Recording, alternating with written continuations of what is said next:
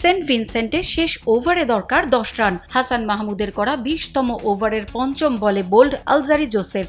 তীরে এসে তড়ি ডোবার ভয়, শেষ পর্যন্ত হল জয়। এক বল বাকি রেখে 140 রানে অল আউট ওয়েস্ট ইন্ডিজ।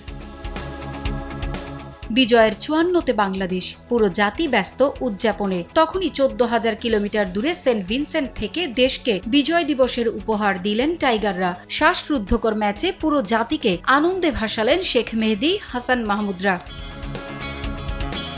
এর আগে টস হেরে ব্যাট করতে নেমে বিবর্ণ শুরু হয় বাংলাদেশের। ওয়েস্ট ইন্ডিজের বোলিং সামাল দিতে গিয়ে একের পর এক ডট। রান তুলতেই বেসামাল টাইগাররা। দলীয় 15 রানেই তানজিদ তামিমের বিদায়। অধিনায়ক লিটন দাস মারেন গোল্ডেন ডাক।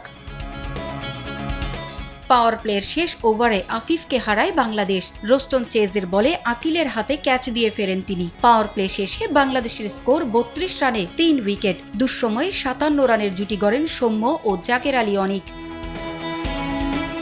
27 বলে 27 রান করে অনিক আউট হলে জুটি বাঁধেন সৌম্য ও শেখ মেহেদী। দলীয় 96 রানে ওবেদ ম্যাককয়ের বলে বোল্ড হয়ে যান সৌম্য। যাওয়ার আগে তার ব্যাটে আসে 32 বলে 43 রান। সৌম্যর বিদায়ের পর ক্রিজে নেমেই ঝড় তোলেন শামীম হোসেন পাটোয়ারি। 1 বছর পর ফেরাটা স্মরণীয় করে রাখেন 13 বলে 27 রানের ক্যামিওতে। শেখ মেহেদী 24 বলে 2-4 ও 1 ছক্কায় অপরাজিত থাকেন 26 রানে। 6 উইকেট হারিয়ে 147 রানের লড়াকু পুঁজি পায় বাংলাদেশ। টি-20তে যে কোনো কিছুই সম্ভব। সেন্ট ভিনসেন্টে সেটা আবারও প্রমাণ করলেন বোলাররা। 148 রানের লক্ষ্য তারাই শুরু থেকে আঘাত হানেন ক্যারিবীয় শিবিরে। প্রথমে ভাঙন ধরান তাসকিন। ব্র্যান্ডন কিং এর পর শেখ মেহেদী হাসানের শিকার Nicholas Pooran. Johnson Charles 20 run করে বিদায় নিলেও দলকে জয়ের পথে এগিয়ে নেন অধিনায়ক রভম্যান পাওয়েল।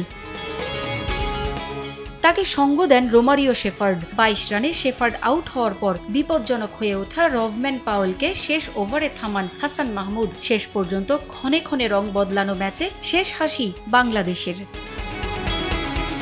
পারভিন আক্তার, সময় সংবাদ।